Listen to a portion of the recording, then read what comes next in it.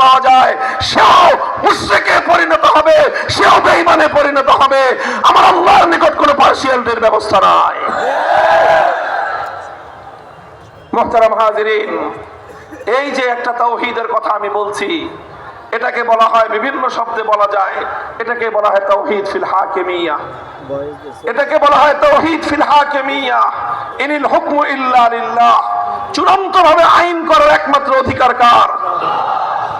কেউ প্রশ্ন করতে পারেন, হুজুর তাহলে কি মানুষ কোন আইন করতে পারবে না? সরকার কোন আইন করতে পারবে না? বিভিন্ন কর্তৃপক্ষ কোন আইন করতে পারবে না? এই প্রশ্নের জবাব হলো হ্যাঁ, মানুষ আইন করতে পারবে, সরকার আইন করতে পারবে, বিচারপতিরা আইন করতে পারবে, কর্তৃপক্ষ আইন করতে পারবে, তবে এক শর্তে পারবে। বলেন কয় শর্তে? চলো বলেন কয় শর্তে? এক শর্তে মানুষ আইন করতে পারবে, এক শর্তে সরকার আইন করতে পারবে, এক শর্তে মন্ত্রী পরিষদ আইন করতে পারবে, এক শর্তে সংসদ আইন পাস করতে পারবে।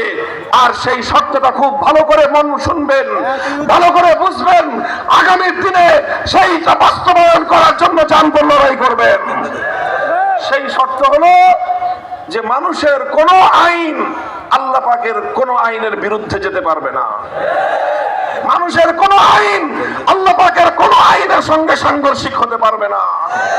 মানুষ যদি কোন আইন তৈরি করতে চায় যেটা আল্লাহর আইনের বিরুদ্ধে, সঙ্গে সঙ্গে মানুষের সে আইন অকার্যকর এবং বাতিল বলে গণ্য হবে। সারা দুনিয়ার 700 কোটি মানুষ, ধনী দরিদ্র, সমগ্র ধর্ম, সব ধর্মাবলম্বী, সারা দুনিয়ার 700 কোটি মানুষ মিলে যদি একটা আইন করে, আর সেই আইনটা যদি আমার আল্লাহর কোন একটা আইনের 1000 ভাগের 1 ভাগের সঙ্গে সাংঘর্ষিক হয়, 700 কোটি মানুষের আইন বাতিল হবে, আমার আল্লাহর আইন উচ্চে থাকবে, সেটাই কার্যকর থাকবে। নারায়ে তাকবীর, মুক্তির রাজপথ, ইসলামী খেলাফত, ইসলামী খেলাফত, মুক্তির রাজপথ, হয়তো শাহাদাত, হয়তো খেলাফত, নয়তো খেলাফত, হয়তো শাহাদাত। নারায়ে তাকবীর, আল্লাহু আকবার।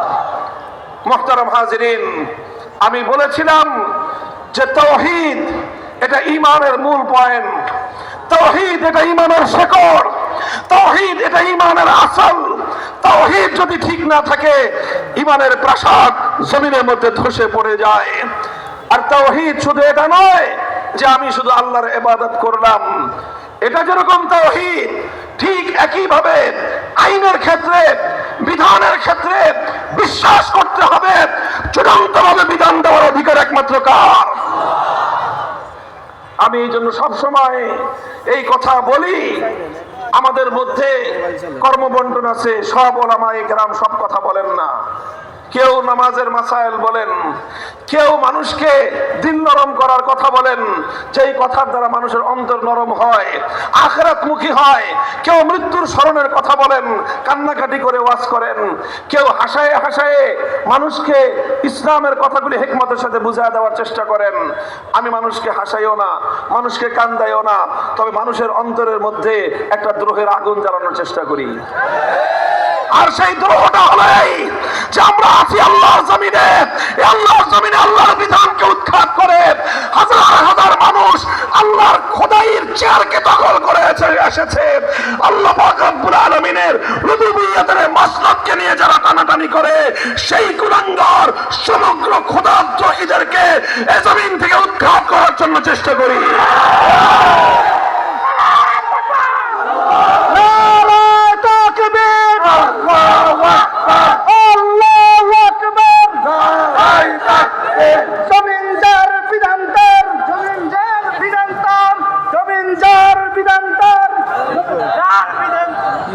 মুহতারাম হাজিরিন, এই যে তাওহীদের কথা বললাম, এটা ঈমানের প্রশ্ন, এটা তাওহীদের প্রশ্ন। সমাজের মধ্যে একটা মতবাদ চালু করে দেওয়া হয়েছে রাজনীতির নামে। সেই মতবাদ হলো যে রাজনীতির সঙ্গে ধর্মের কোনো সম্পর্ক থাকতে পারবে না। এটাও ইসলাম বিরোধী চরম কুফরি একটা মতবাদ। মুসলমান যেখানে থাকবে ইসলাম সেখানে থাকবে, মুসলমান ঘরে থাকলে ইসলাম ঘরে থাকবে, ইভেন মুসলমান রাস্তায় থাকলে ইসলামও রাস্তায় থাকবে। আল্লাহর বিধান মুসলমানের সঙ্গে থাকবে। কথা বলেন ঠিক না বেঠিক? মুসলমান যখন টয়লেটে যাবে ইমান কি বাইরে রেখে যাবে, না টয়লেটের ভিতরে আল্লাহর হুকুম মানবে? বলেন, টয়লেটের ভিতরে আল্লাহর নবীর সুন্নাত আছে না নাই? ওলামায়ে কেরাম মাদ্রাসার ছাত্রদেরকে সেই তালিম দেন না? টয়লেটের ভিতরে বাম পা দিয়ে ঢোকা সুন্নত। টয়লেটের ভিতরে গিয়ে আল্লাহর নাম উচ্চারণ করা যাবে না। টয়লেটের ভিতরে গিয়ে আল্লাহর নবীর নাম উচ্চারণ করা যাবে না। টয়লেটের ভিতরে আল্লাহ এবং তার রাসূলের নাম লিখিত কোনো কাগজ নিয়ে যাওয়া যাবে না। এমনকি তাবিজের মধ্যে যদি আল্লাহর নাম লেখা থাকে সেই তাবিজ নিয়ে টয়লেটে যাওয়া যাবে না। আংটির মধ্যে যদি আল্লাহ বা তার রাসূলের নাম লেখা থাকে সেই আংটি নিয়ে টয়লেটে যাওয়া যাবে না। কোরআনে পাক নিয়ে টয়লেটে যাওয়া যাবে না। কোরআনে পাকের কোনো একটা আয়াত, কোনো একটা শব্দ, কোনো একটা বাক্য লিখিত অবস্থায় টয়লেটে যাওয়া যাবে না। এগুলো কি বলেন ইসলামের বিধান কি বিধান না? টয়লেট থেকে বের হওয়ার সময় ডান পা দিয়ে বের হতে হবে। টয়লেটে ঢোকার সময় বিসমিল্লাহ পড়তে হবে। আল্লাহুম্মা ইন্নী আউযু বিকা মিনাল খুবসি ওয়াল খাবায়েস, এটা পড়ে ঢোকা সুন্নাত। টয়লেট থেকে বের হওয়ার সময় বের হয়ে আবার পড়তে হবে আলহামদুলিল্লাহিল্লাযী আযহাবা আন্নিল আযা ওয়া আফানি। বলেন, টয়লেটে যাওয়া আসা, টয়লেটে থাকা, এই পূর্ণটার মধ্যে ইসলাম আছে না নাই? তাহলে তোমার টয়লেটের মধ্যে যদি ইসলাম থেকে থাকে, টয়লেট যখন তুমি পালন করবা সেখানেও যদি তোমার ইসলাম থেকে থাকে, তুমি যখন তোমার পরিবারের মধ্যে বিবাহ শাদীর অনুষ্ঠান করবা সেখানে ইসলাম থাকবে কি থাকবে না? তুমি যদি বলো যে ইসলাম শুধু মসজিদে থাকবে, বিবাহ শাদীর অনুষ্ঠানে থাকবে না, তুমিও শুনে রাখো এভাবে ইসলাম পালন করবার কোনো অধিকার আল্লাহ তোমাকে দেন নাই। তুমি যদি মসজিদে ইসলাম মানো, বিবাহ শাদীর মধ্যে তোমাকে ইসলাম মানতে হবে। তুমি যদি মুসলমান হয়ে থাকো, মাদ্রাসায় যেরকম ইসলাম মানো, তোমাকে ব্যবসা বাণিজ্যের মধ্যে ইসলাম মানতে হবে। তুমি যদি মুসলমান হয়ে থাকো, এক আল্লাহকে যদি তুমি বিশ্বাস করে থাকো, তাহলে তুমি যেভাবে কবরস্থানে আল্লাহর বিধান ইসলামকে মানো, তুমি রাজনীতি করলে রাজনীতির মধ্যে আল্লাহর বিধান ইসলামকে মানতে হবে।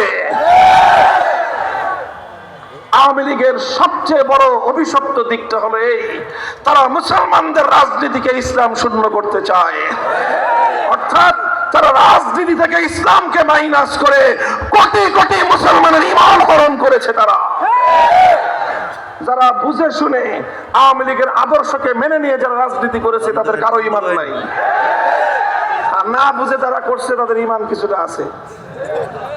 এখন বুঝে দেখেন, বুঝে শুনে করেন না বুঝে করেন, না বুঝে করলে ইমান থাকবে, বুঝে করলে কারো ইমান থাকবে না। চ্যালেঞ্জ করে বললাম, শুধু আওয়ামী লীগের না, বিএনপির কথা হচ্ছে ভালো খুব বেশি কিছু না। একই কথা, যারা রাজনীতি থেকে ইসলামকে মাইনাস করতে চান, মনে রাখবেন অন্য কোন ধর্ম নিজ ধর্মাবলম্বীকে তার ধর্ম অনুযায়ী রাজনীতি করতে বাধ্য করে না। এজন্য হিন্দুর পক্ষে তার ধর্মবাদ দিয়ে রাজনীতি করা সম্ভব, খ্রিস্টানের পক্ষে তার রাজনীতি তার ধর্মবাদ দিয়ে রাজনীতি করা সম্ভব, বৌদ্ধের পক্ষে ধর্মবাদ দিয়ে রাজনীতি করা সম্ভব, ইহুদির পক্ষে ধর্মবাদ দিয়ে রাজনীতি করা সম্ভব। সে ধর্মবাদ দিয়ে রাজনীতি করলেও হিন্দু হিন্দু থাকবে, ধর্মবাদ দিয়ে রাজনীতি করলেও ইহুদি ইহুদি থাকবে। খ্রিস্টানও ধর্মবাদ দিয়ে রাজনীতি করলে খ্রিস্টান খ্রিস্টান থাকবে। কিন্তু কোন মুসলমান যদি ইসলামবাদ দিয়ে রাজনীতি করে সে মুসলমান থাকতে পারে না। আফাতুমিনুনা বিবাদিল কিতাবি ওয়া তাকফুরুনা বিবাদ, তোমরা কি আল্লাহর কোরআনের কিছু বিধান মানবা, কিছু বিধান মানবা না? এইভাবে তোমার স্বেচ্ছাচারিতা করার সুযোগ ইসলামের মধ্যে নাই। মুহতারাম হাজিরিন, এই জন্য এই কথা আজ মানুষের কানে কানে পৌঁছানোর সময় এসে গেছে। মনে রাখবেন, আমরা যদি এই কথা না বলি, আমরা যদি এই কথা মানুষের কাছে পৌঁছানোর ক্ষেত্রে কার্পণ্য করি, মানুষ কিন্তু চুপ করে বসে থাকবে না। আজ দিকে দিকে তাওহীদের আযান চলতেছে। আজ পৃথিবীর বিভিন্ন মানচিত্রে তাওহীদের আযান গুঞ্জরিত হচ্ছে। খোরাসানে তাওহীদের আযান গুঞ্জরিত হয়েছে। খোরাসানে আল্লাহর দ্বীন জিন্দা হয়ে গেছে। শামে তাওহীদের আযান উচ্চারিত হয়েছে। শামে আল্লাহর দ্বীনের ঝান্ডা সমুন্নত হবে ইনশাআল্লাহ। মিশরে আল্লাহর দ্বীনের ঝান্ডা সমুন্নত হওয়ার জন্য সেখানে আযান চলতেছে। মিশর ভূখণ্ড ইনশাআল্লাহ ইসলামের শামিল হবে। খোরাসান থেকে বাইতুল মুকদ্দাস পর্যন্ত বিস্তীর্ণ অঞ্চলে আল্লাহর দ্বীনের ঝান্ডা সমুন্নত হবে। হে বাংলাদেশের মুসলমান, তোমাদের সিদ্ধান্ত নেওয়ার বিষয়। সারা পৃথিবীর মুসলমান জেগে উঠছে, তোমরা কি ঘুমিয়ে থাকবে না জাগ্রত হবে? That is your own right. বলেন, ঘুমিয়ে থাকবেন না জেগে উঠবেন? আপনারা যদি ঘুমায় থাকেন, আমার আগামী প্রজন্ম ঘুমায় থাকবে না ইনশাআল্লাহ। তারা দেখিয়ে দিয়েছে কিভাবে বিপ্লব করতে হয়, তারা দেখিয়ে দিয়েছে কিভাবে জুলুমের বিরুদ্ধে রুখে দাঁড়াতে হয়, তারা দেখিয়ে দিয়েছে সালিমের বুলেটের সামনে কিভাবে বুক পেতে দিতে হয়। এক আবু সাইদ, একজন ধর্মপ্রাণ পিতার ঔরসের জন্ম নেওয়া এক গর্বিত সন্তান, সালিমের বুলেটের সামনে বুকটা পেতে দিয়েছে। পৃথিবীতে অনেক মানুষ মারা যায়, তাদের জীবন দিয়ে জগৎবাসীর তেমন কোনো কল্যাণ হয় না, কিন্তু আবু সাইদদের মতো মানুষরা যখন জীবন দেয়, এক জীবনের উপর একটি জাতি মুক্তি পেয়ে যায়। ধন্য আবু সাইদের মায়ের জন্ম, ধন্য আবু সাইদের মা এবং তার বাবা, যারা এমন সোনার সন্তান জন্ম দিয়েছে। কথা বলেন ঠিক না বেঠিক? তোমরা ঘুমায় থাকলেও আগামী প্রজন্ম ঘুমায় থাকবে না। আলহামদুলিল্লাহ, এখন শুধু মাদ্রাসার ছাত্ররা নয়, বরং বিভিন্ন জরিপে দেখা যাচ্ছে স্কুল কলেজ ইউনিভার্সিটির সন্তানেরা, ছেলেরা আজ আল্লাহর দ্বীনের পথে আসবার জন্য তারা পাগল পারা। তারা তাওহীদকে শিখবার চেষ্টা করছে, তারা তাওহীদকে বুঝবার চেষ্টা করছে, তারা তাগুতের বিরুদ্ধে লড়াই করার জন্য মাঠে নামতে প্রস্তুত হচ্ছে। এই স্রোত দমায় রাখা যাবে না, এই স্রোত ঠেকিয়ে দেওয়া সম্ভব হবে না। মানুষের জাগরণ বুলেট মেরে স্তব্ধ করে দেওয়া যাবে না। যে জাতি জেগে উঠতে শুরু করেছে, ইনশাআল্লাহ চূড়ান্ত ইসলামে বিপ্লব করেই তারা থামবে ইনশাআল্লাহ।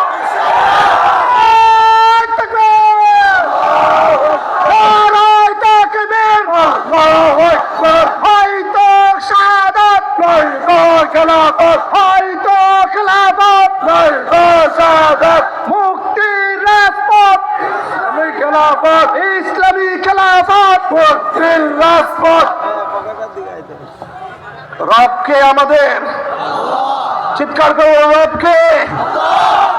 ইন্নাল্লাযীনা ক্বালু রাব্বুনাল্লাহ, যারা এক আল্লাহকে রব বলে ঘোষণা করবে, আল্লাহকে রব মেনে আল্লাহর এই রুবুবিয়তের এই আগুন নিয়ে কোন ইমানদার শুধু চুপ করে বসে থাকতে পারে না।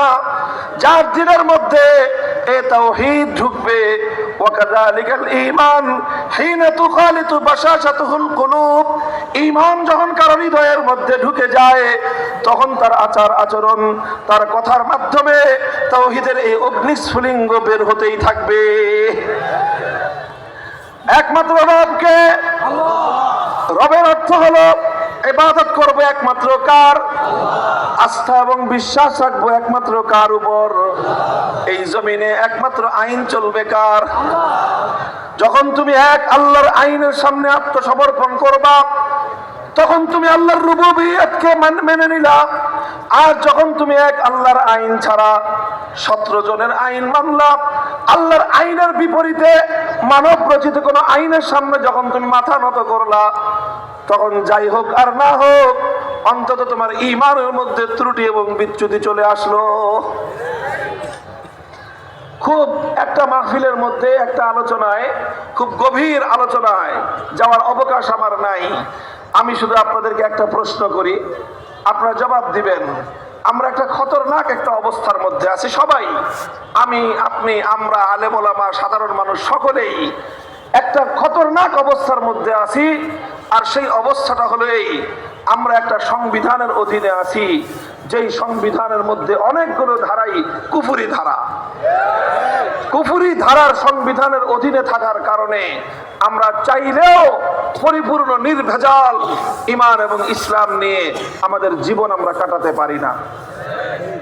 কথাটা বুঝলেন? এটা আমরা কেউ পারি না, আমিও পারি না, আপনিও পারেন না। বলবেন হুজুর কিরকম? ছোট্ট একটা দৃষ্টান্ত দিই আমি আপনাদের সামনে, আপনারা আমার একটা কথা বুঝেন। আচ্ছা, আপনারা বলেন তো, বিভিন্ন সময়ে বিভিন্ন কারণে বিচার সালিশের জন্য, কোন গন্ডগোল মীমাংসার জন্য মামলা দায়ের করতে অথবা মামলা ফেস করার জন্য আদালতে গেছেন জীবনে যে কোনো সময় একবার হলেও? কারা কারা গেছেন একটু হাত উঠান দেখি। অনেক মানুষ, প্রায় 15 থেকে 20% মানুষ বিভিন্ন সময় আদালতে গিয়েছেন। কথা বলেন ঠিক না বেঠিক? এই যে আমাদের দেশে যে আদালত চলতেছে, নানা কারণে অনেক সময় বাধ্য হয়ে আমাদের যেতে হয়।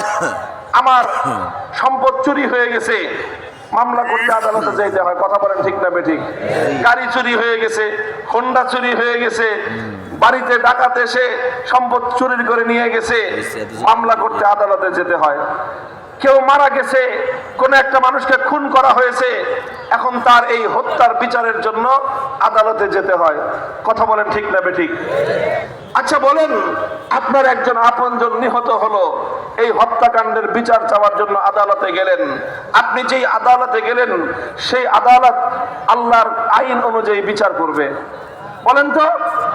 আল্লাহ পাক হত্যাকাণ্ডের যেই বিচার কোরআনে পাকের মধ্যে নাজিল করেছেন, সেই হত্যাকাণ্ডের বিচার অনুযায়ী আল্লাহর আইন অনুযায়ী এই আদালত বিচার করবে। চুরি করেছে, আপনি চুরির বিরুদ্ধে মামলা দায়ের করলেন, যেই আদালতে আপনি চুরির মামলা দায়ের করলেন, চোর ধরা পড়লে আল্লাহর কোরআনের আইন অনুযায়ী চোরের উপর শাস্তি প্রয়োগ করবে? বলেন। তাহলে আল্লাহর আইন অনুযায়ী তারা বিচার করবে না, তারা বিচার করবে কি অনুযায়ী? মানুষের বানানো আইন অনুযায়ী। কথা বলেন ঠিক না বেঠিক? তোরা মানুষের বানানো আইনের কাছে যারা বিচার চাইতে যায়, কোরআন তাদের সম্পর্কে কি বলেছে? সূরাতুন নিসার 60 নম্বর আয়াত তেলাওয়াত করেন। ইয়াজউমুনা আন্নাহুম আমানু বিমা উনজিলা ইলাইকা ওয়া মা উনজিলা মিন ক্বাবলিক ইউরিদুনা আন ইয়াতাহাকামু ইলা তাগুত ওয়া ক্বাদ উমিরু আন ইয়াকফুরু বিহি। আল্লাহর কোরআন পরিষ্কার বলে দিয়েছে যে যারা আল্লাহর আইন বাদ দিয়ে অন্য কোন আইনের কাছে বিচার চাইতে যাইবে, তাদের ঈমান থাকবে না, তারা কাফেরে পরিণত হবে। এখন বলেন, কথাটা বুঝে বলেন, খুব খতরনাক একটা কথা। কিন্তু আপনারা যে চোরের বিচার চাইতে গেলেন, আল্লাহর আইনের কাছে বিচার চাইতে গেছেন, না আল্লাহর আইন বাদ দিয়ে মানুষের বানানো আইনের কাছে বিচার চাইতে গেছেন? বলেন তো। তো কোরআনের ফয়সালা অনুযায়ী তো আপনাদের ঈমান নাই। একটা বলেন, খতরনাক অবস্থায় আছি না আমরা? এখন বলবেন, হুজুর কি আসলেই কি ঈমান নেই? না, আপনার ঈমান আছে, একটা কারণে আছে। কয়টা কারণে? একটা কারণে ঈমান আছে, সেটা হলো এই, আপনি স্বেচ্ছায় যান নাই, আপনি বাধ্য হয়ে গেছেন। আপনি আসলে আল্লাহর আইনেই চান। কথা বলেন। আপনারা বিচার আল্লাহর আইন অনুযায়ী চান না ব্রিটিশ আইন অনুযায়ী বিচার চান? আপনি আল্লাহর আইন অনুযায়ী আদালত দেখতে চান না ব্রিটিশ আইন অনুযায়ী আদালত দেখতে চান? আপনি আল্লাহর আইন অনুযায়ী দেশ দেখতে চান না ব্রিটিশের আইন অনুযায়ী দেশ দেখতে চান? যারা আল্লাহর আইন বাদ দিয়ে ব্রিটিশের আইন অনুযায়ী আদালত দেখতে চায়, তাদের কথা লিখে রাখেন, তাদের কারো ঈমান নাই, সব বেঈমান। যারা আল্লাহর আইন বাদ দিয়ে ব্রিটিশের আইন অনুযায়ী দেশ দেখতে চায়, তাদের কারো ঈমান নাই, তারা সব বেঈমান। কারণ এটা কোরআনের কথা। তাহলে আমাদের ঈমানটুকু আছে কেন? কারণ আমরা বাধ্য হয়ে গেছি, আমাদের আর কোনো উপায় নাই, এজন্য গেছি। কথা বলেন ঠিক না বেঠিক? এখন আপনার উপায় নাই বলে গেছেন, এই কথা আর কতদিন বলবেন? আর কতদিন বলবেন উপায় নাই? এখন কি আমাদের জেগে উঠবার সময় হয় নাই? সময় হয়েছে জেগে উঠবার, আলহামদুলিল্লাহ। এই যে জুলাই এবং আগস্টের যে বিপ্লব হলো, এই বিপ্লব আমাদেরকে চোখে আঙ্গুল দিয়ে দেখিয়ে দিয়েছে, অল্প কিছু তরুণ এবং যুবক, তারা যখন অন্যায়ের বিরুদ্ধে, জালিমের বিরুদ্ধে বুক টান করে দাঁড়াবার জন্য রাস্তায় বেরিয়ে পড়েছে, তখন 15 বছরের জগদ্দল পাথরের মতো ফ্যাসিবাদী স্বৈরাচারী সরকার পালিয়ে যেতে বাধ্য হয়েছে। এবং এই বিপ্লবটার একটা বড় সিম্বল, বড় একটা আইকন হলো, বড় একটা আলামত হলো। লক্ষ্য করলে দেখা যায় বিপ্লব চূড়ান্তভাবে সফল হয়েছে আগস্টের 5 তারিখ। সংবাদ পাইছেন কয়টায় আপনারা? দুপুর 2টার দিকে মোটামুটি সবাই সংবাদ পেয়েছে 2টায়। কারণ আমরাই তো 2টার আগে খবর পাই নাই, আপনারা পাবেন কোত্থেকে? 1.5টার একটু পরে জোহরের নামাজটা পড়ার পরে আমি খবর পেয়েছি 2:45 আগ দিয়ে। স্বাভাবিকভাবে আপনারা আরো পরে খবর পেয়েছেন।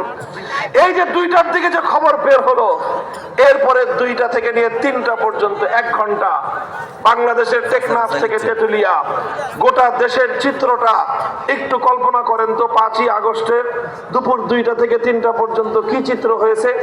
কোনো আলেম ডাক দিতে হয় নাই, কোনো নেতা আওয়াজ দিতে হয় নাই, কারো কোনো নেতৃত্বের প্রয়োজন হয় নাই। টেকনাফ থেকে তেতুলিয়া মুসলমানদের এই জনপদের যত জায়গায়, জেলা হোক, উপজেলা হোক, হাইকোর্ট হোক, এবং কি যেখানেই হোক, একেবারে সেনাবাহিনীর সেই ক্যান্টনমেন্টে হোক, যেখানেই হোক, যত মূর্তি ছিল সমস্ত মূর্তি ভেঙে গুড়িয়ে দেওয়া হয়েছে। আছে মূর্তি আর একটাও, মূর্তি আছে আর একটাও। এই সব মূর্তি ভাঙলো কারা? বিপ্লবীরা। কারা ভেঙেছে? জোরে বলেন, কারা ভেঙেছে?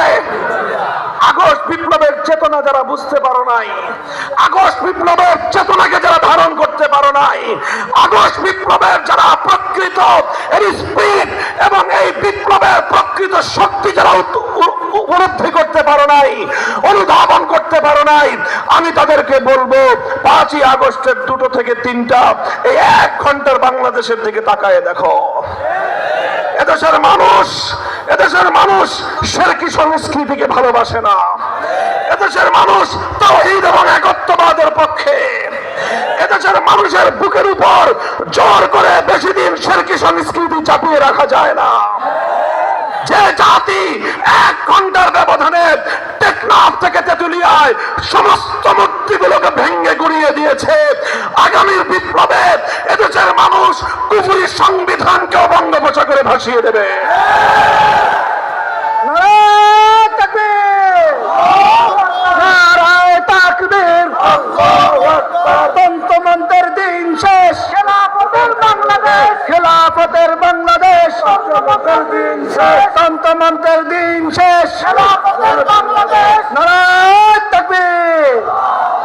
মুহতারাম হাজিরিন, আখেরি পয়গাম, দুটো কথা আমি আপনাদের কাছে বলবো, কথা আর বেশি লম্বা করব না। আমি আগেই বলেছি, আজ বাংলাদেশে একটা আওয়াজ গোটা বাংলাদেশের সকল অঙ্গন থেকে উচ্চারিত হয়েছে, সেটা হলো ভিনদেশী আধিপত্যবাদ বাংলাদেশ মানবে না। এটা দীর্ঘ একটা সময় পর্যন্ত শুধু আলেম ওলামারা বলতেন, শুধু হুজুররা চিৎকার করতেন, আর নাম নিয়েই বলি, ভারতীয় আধিপত্যবাদ বাংলাদেশে চলবে না। আগে শুধু হুজুররা বলতো, আলহামদুলিল্লাহ এখন তো বাংলাদেশের রাষ্ট্র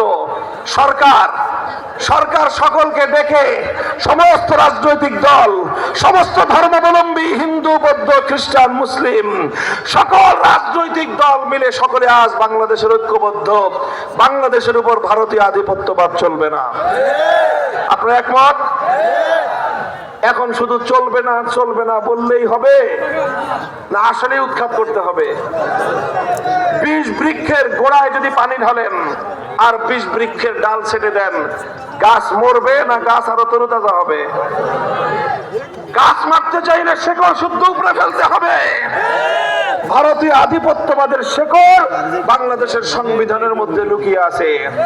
1971 সালে বাংলাদেশ যখন স্বাধীন হয়, তখন বাংলাদেশের একজন নেতার মাধ্যমে ভারতের তৎকালীন প্রধানমন্ত্রী শ্রীমতী ইন্দিরা গান্ধী ভারত রাষ্ট্রের তাদের সংবিধানের মূলনীতিগুলো বাধ্যতামূলকভাবে বাংলাদেশের মানুষের উপর চাপিয়ে দিয়ে ভারতীয় গোলামীর সংবিধান 72-এ তৈরি করে দিয়েছে। 72-এর সংবিধান ভারতের গোলামীর সংবিধান। 72-এর সংবিধান কুফরি ধর্মনিরপেক্ষতাবাদের সংবিধান।